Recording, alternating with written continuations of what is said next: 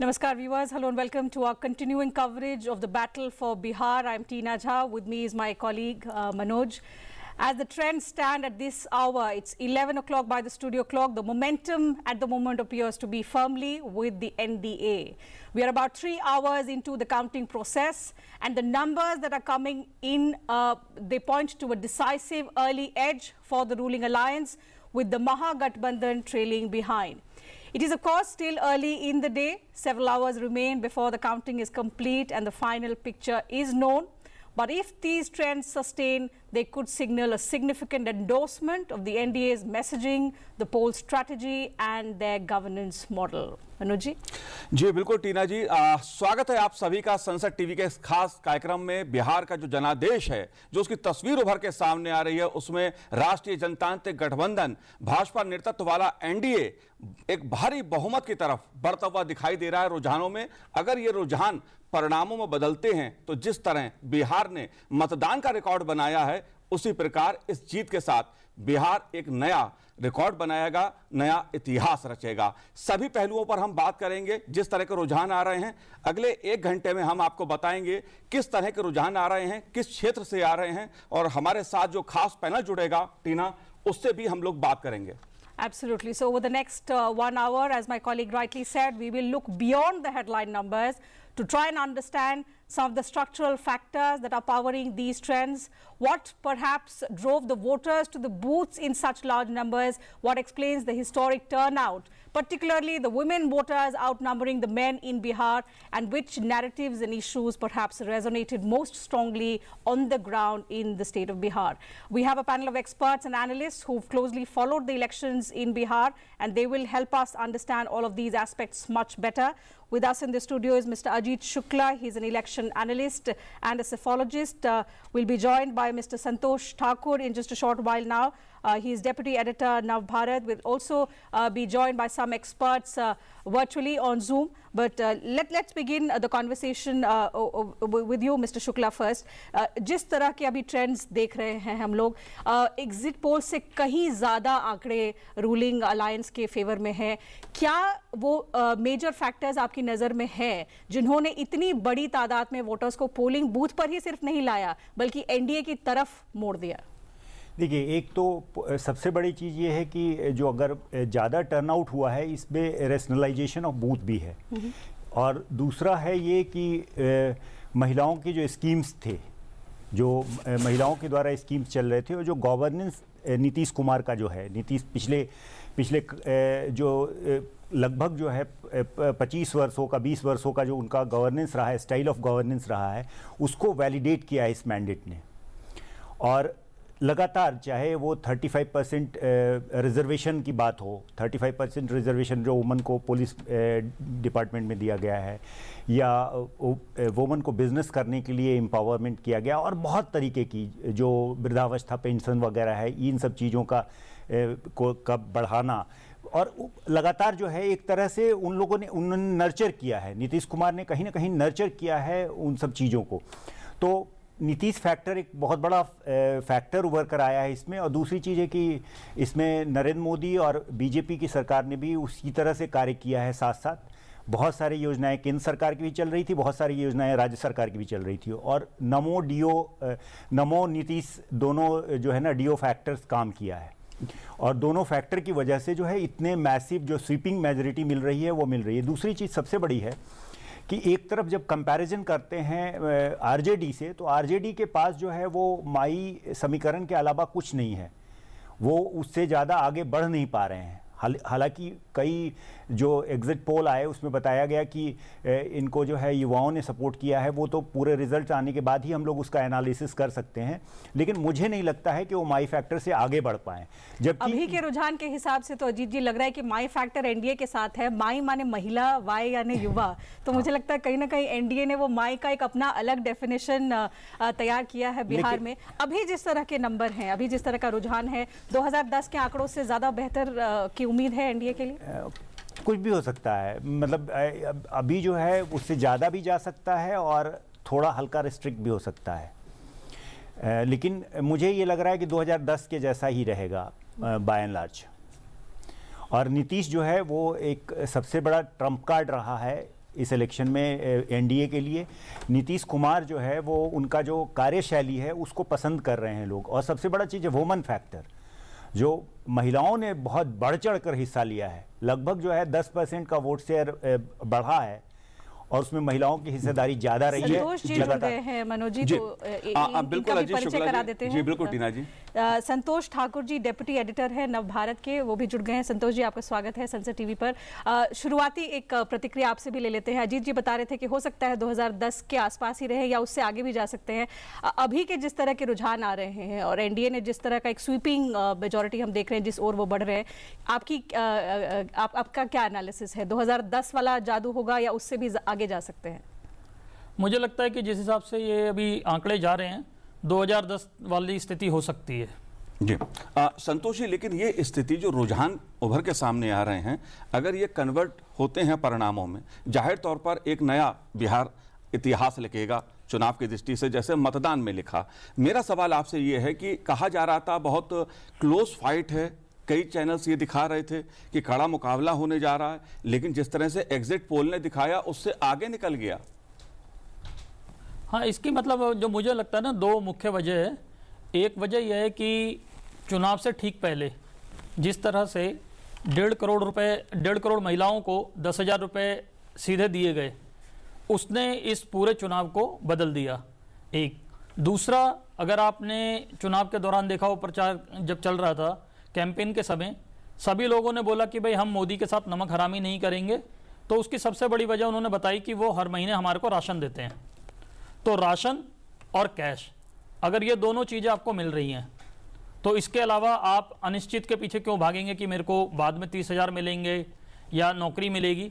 जो मिल रहा है आदमी वो लेना चाहता है पहले। तो मुझे लगता है कि ये दोनों बड़े फैक्टर रहे।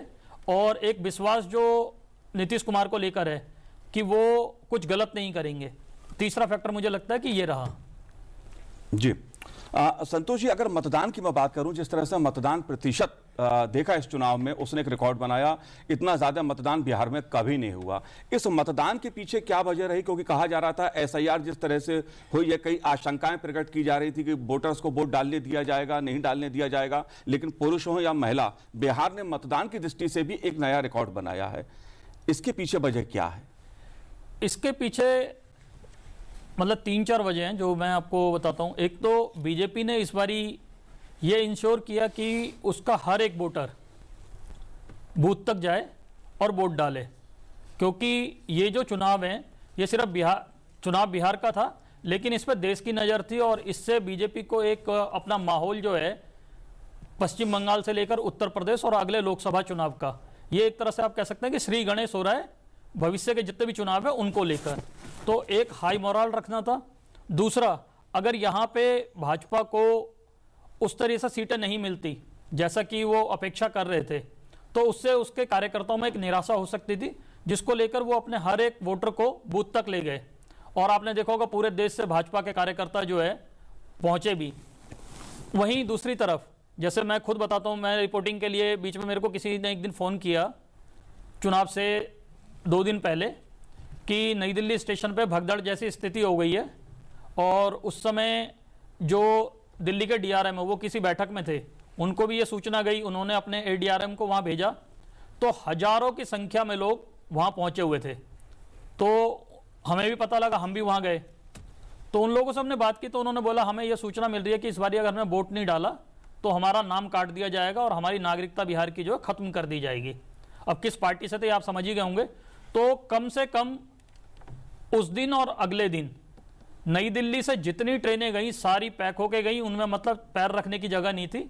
तो दोनों ही तरफ से, चाहे एनडीए हो चाहे महागठबंधन, उन्होंने ये इंश्योर किया कि ज़्यादा से ज़्यादा वोटें डलवाई जाएं और उसका परिणाम भी देखने को मिला। इसके अलावा तीसरा जो एक छोटी सी आप कहें गड़बड़ी या वैसे कानून के दायरे में ही की गई है, वो कुछ लोगों ने दिल्ली में वोट डाला पहले और फिर उसके बाद यहाँ से अपना नाम कटा के उन्होंने बिहार में भी ऐड करा लिया।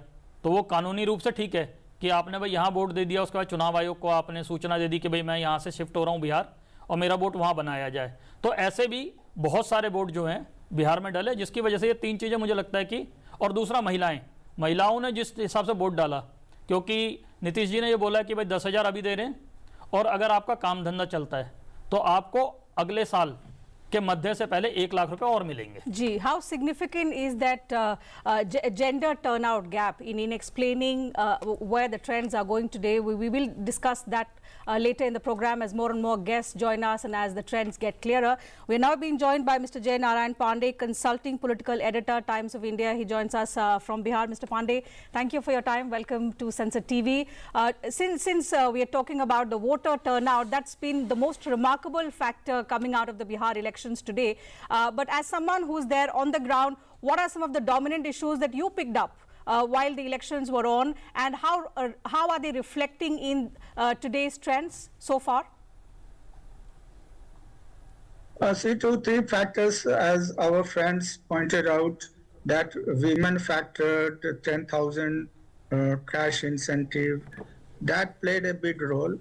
And it's not one of poll promised by Nitish Kumar or his government, NDA government in Bihar. Actually, Nitish has been nursing this constituency since the beginning of his tenure in 2005. And first 50,000 reservation in Panchayati Raj, then 35% reservation for women in government jobs. So these things translated into votes. And if you go through the trend since 2010, women turnout has been continuously increasing in each and every election, and they have started outnumbering men at booths since 2010. So this is one factor. And as far as the traction of Tejaswi's job promise, so that sounds very impractical, and that was not convincing even to the electorate. They thought that it's not possible, and the BJP also or the NDA also played it well, because 2.64 crore jobs is impractical in the country itself, not only in Bihar. So they couldn't sell their promise and products to the electorate. It was not convincing. And plus, this Nitish factor, 10,000 Mahila Rozgar Yojana, that was a clincher, I think.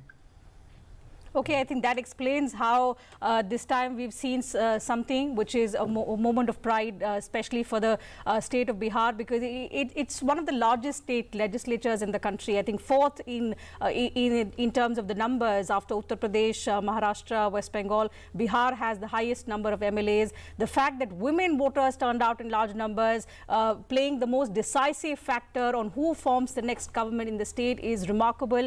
This is something which perhaps Nitish Kumar has done it ever since 2005. He's rolled out several initiatives, right from the cycle scheme for the young girls who are going to school, to financial help to a lot of poor girls' families. And those girls, I recall having watched a number of their interviews just ahead of the Bihar polls. They've grown up, but they talk about how that little help back in those days helped them become empowered, make their own decisions. And a number of them today are financially independent, also associated with the Jivika scheme that is currently underway in Bihar, another initiative that perhaps the Chief Minister undertook, and it changed significant lives in Bihar. How impactful, Ajit ji, I'll come to you. Numbers के हिसाब से और जिस तरह से हम देखें, और विमेन की खास करके हम जब बात करते हैं, तो SIR रिवीजन में काफ़ी संख्या में विमेन का भी नाम कटा, लेकिन वोटर टर्नआउट में ऑलमोस्ट 10% का जो गैप है मेन और विमेन में, वो काफ़ी सिग्निफिकेंट इसलिए लग रहा है क्योंकि ये कह रहे हैं कि प्रोहिबिशन पॉलिसी एक गेम चेंजर था नीतीश कुमार गवर्नमेंट।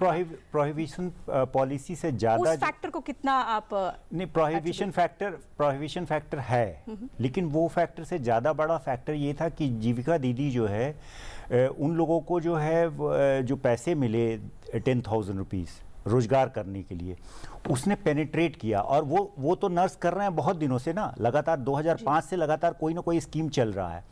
तो प्रोहिबिशन एक फैक्टर है, लेकिन एक और उसके साथ साथ और कई फैक्टर्स हैं जैसे तो क्या ये डर था कि अगर सत्ता परिवर्तन होता है तो जो भी ये काम है वो सारे रुक जाएंगे, प्रोहिबिशन पॉलिसी शायद वापस ले ली जाएगी? एम्पावरमेंट का बहुत ही वर्सटाइल वो उन्होंने जो है वो रिफॉर्म किया है। जैसे पहले बिहार में महिलाएं जो है बाहर नहीं निकलती थी, बच्चियां पढ़ती नहीं थी, बड़ा ही पर्दा सिस्टम था। आज से 20 साल 22 साल 25 साल पहले उससे बहुत ज़्यादा चेंजेस आया है, बहुत बड़ा चेंजेस आया है। लॉ एंड ऑर्डर भी सुधरा है। दूसरी चीज़ है कि बहुत सारे स्कीम्स चल रहे हैं, एक स्कीम के साथ और भी कई स्कीम्स चल रहे हैं, तो उनका भी प्रभाव पड़ा है। प्रोहिबिशन एक फैक्टर है, लेकिन उसी को एक ही फैक्टर को डिटरमाइन नहीं, मैं ये इस चीज़ को नहीं मानता हूँ कि इस फैक्टर के कारण जो है सारी चीज़ें जो है डिटरमाइन हो रही हैं। कॉम्बिनेशन ऑफ टीना, अजीत जी, मैं आपसे टीना समझना चाहूंगा इस पूरे मुद्दे को, क्योंकि अगर बात हम महिलाओं की कर रहे हैं कि महिलाओं ने सबसे ज्यादा वोट दिया, पुरुषों की तुलना में 10% ज्यादा वोट दिया। साथ ही जो नीतीश सरकार की योजनाएं थी, जो केंद्र सरकार मोदी सरकार की योजनाएं थी महिलाओं को लेकर, उसने भी एक बड़ा परिवर्तन करने का काम किया है। लेकिन बात केवल 76 लाख महिलाओं को 10,000 रुपए मिले, बात में इतनी नहीं समझता। टीना, आप भी बिहार से निकल के पढ़ने के लिए आई। जंगल राज की जब बात होती है तो वो दौर याद आता है जब महिलाओं को अच्छी शिक्षा नहीं मिल पाती थी। और जब बात हम सुशासन की करते हैं तो ये दो शासन के जो चेहरे रहे हैं बिहार के, एक तरफ जंगल राज और एक तरफ सुशासन, आप कैसे देखती हैं इसको, क्योंकि आप भी बिहार से हैं? जी देखिए, हमारा जो दौर था मनोज जी, और जो भी हमारे साथ पैनलिस्ट है वो अग्री करेंगे कि उस जनरेशन में कई लोग ऐसे थे जो बेहतर शिक्षा के लिए नहीं, लॉ एंड ऑर्डर की वजह से भी राज्य को छोड़कर गए।